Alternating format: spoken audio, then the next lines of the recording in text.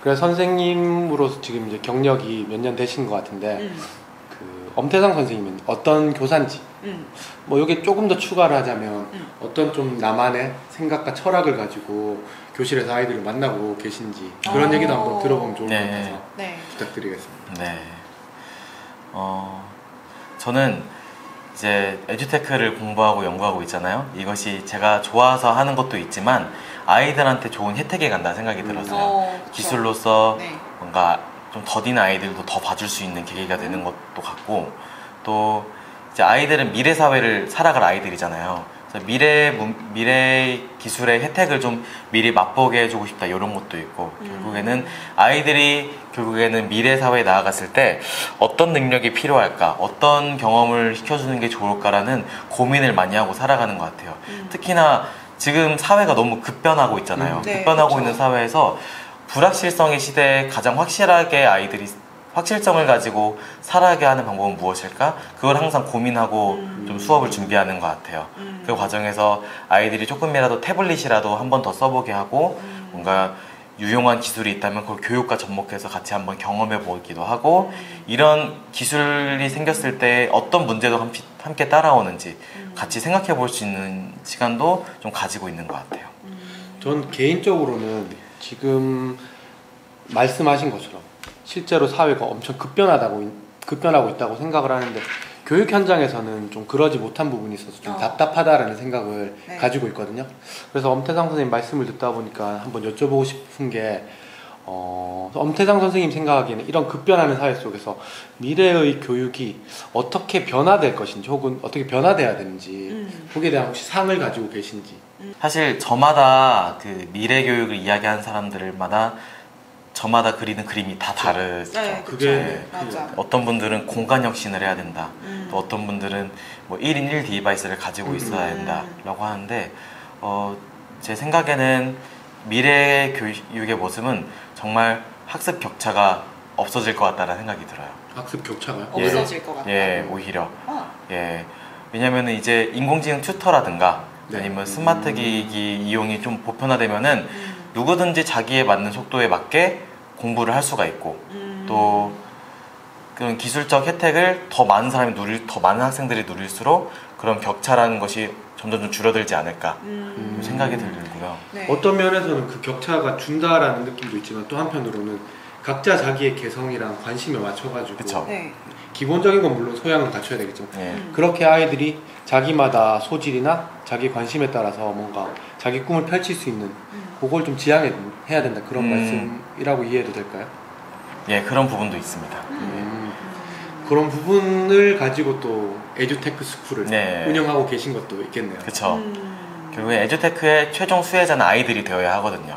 그래서 테크로 이렇게 미래 교육을 구현하고 그 미래 교육을 통해서 아이들이 혜택을 보는 그런 미래 교육을 좀 그려나가고 있습니다. 그래서 저는 그런 부분에 있어서 약간 이제 미래 교육이 이래야 된다라는 거에 대한 단초를 이제 에듀테크 스쿨에서 어떤 식으로 좀 구체적으로 이제 우리가 이런 방식으로 아이들한테 한번 접근해보고 있다라는 좀 구체적인 예시를 한번 들어보고 싶다. 수업 사례 같은 거 말씀하시나요? 여러 에듀테크 서비스들이 있잖아요. 근데 한 번은 이런 생각이 들었어요. 이런 서비스가 있으면 어떨까? 좀 머릿속에 떠오른 거를 한번 직접 만들어보고 기획해보고 디자인해보고 실제로 만들어서 배포해본 적이 있거든요. 앱을 개발하셨다는 뜻일까요? 예, 앱 개발. 정확히 말하자면 이제 웹사이트로 좀 개발을 해서 아이들이 선생님들이 수업에 이용할 수 있는 그런 서비스들을 좀 만들어 봤는데, 그걸 만들어 보면서 진짜 이런 에듀테크가 선생님이 만들었을 때 정말 수업에 정말 의미 있게 쓰일 수 있고, 많은 에듀테크 서비스들이 좀 이런 선생님들의 목소리, 선생님들의 니즈를 잘 반영했으면 좋겠다, 이런 생각도 들었어요. 아까 말씀하신 그러면 그 앱은 어떤 이제 교육 활동들을 지원하는 앱이었나요?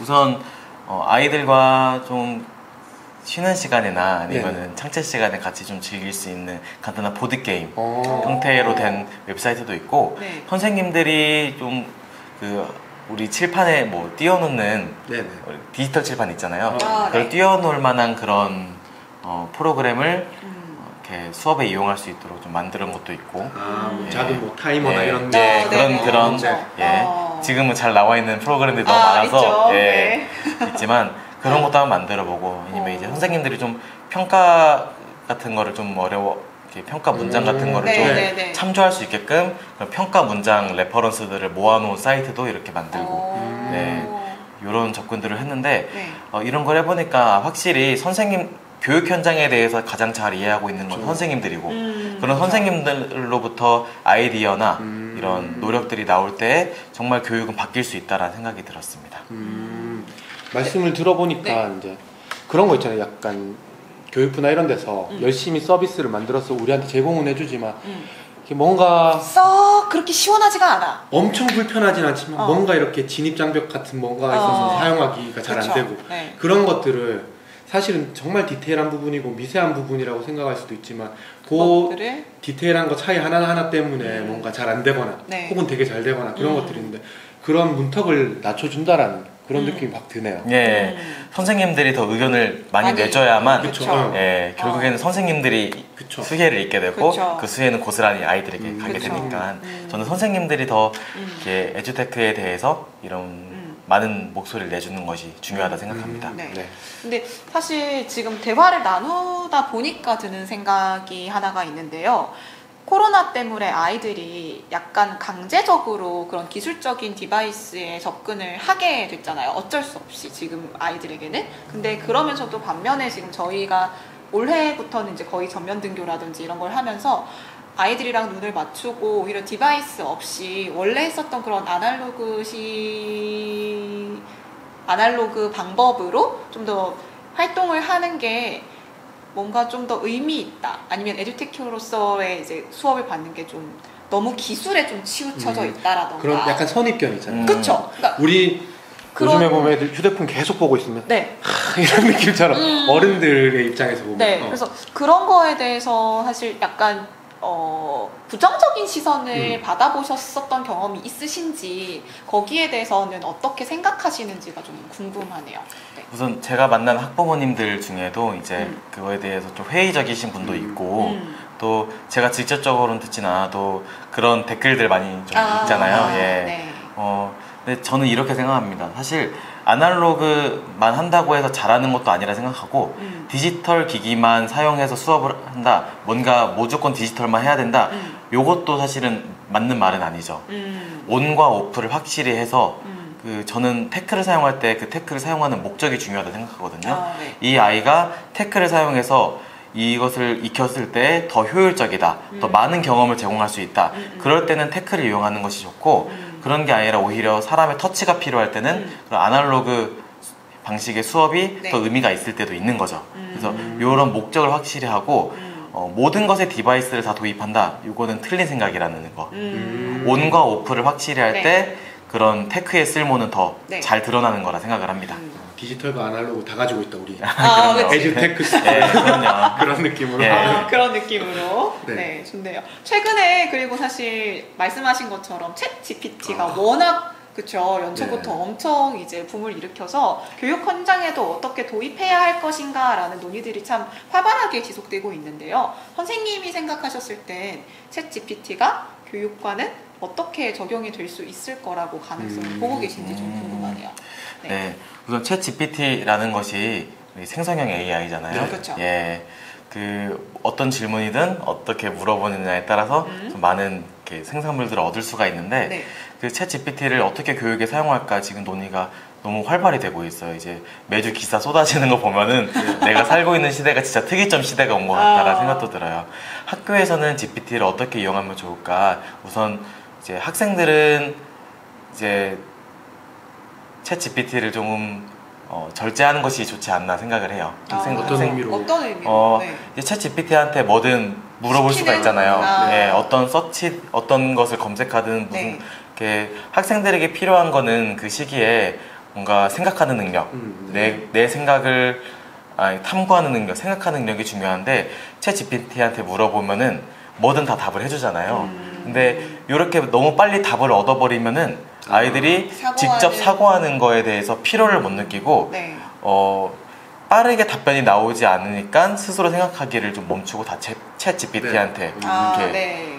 자신의 생각을 위임해버리는 그런 위험성이 있죠. 예. 우리 뇌도 어떻게 도파민을 빨리 얻는 방법으로 좀 반응을 하잖아요. 근데 너무 빠르게 답을 얻어버리면은 느리게 답을 얻는 거에 더 이상 흥미를 못 느끼는 거예요. 그래서 아이들한테는 이런 발달의 시기에 챗 GPT를 접하는 거는 조금 주의를 해야 되는 것 같고, 일단 그럼 초등에서는 쓰지 않는 게 낫다. 현재 챗 GPT는 연령 제한이 걸려 있죠. 초등은 사용할 수가 없고요.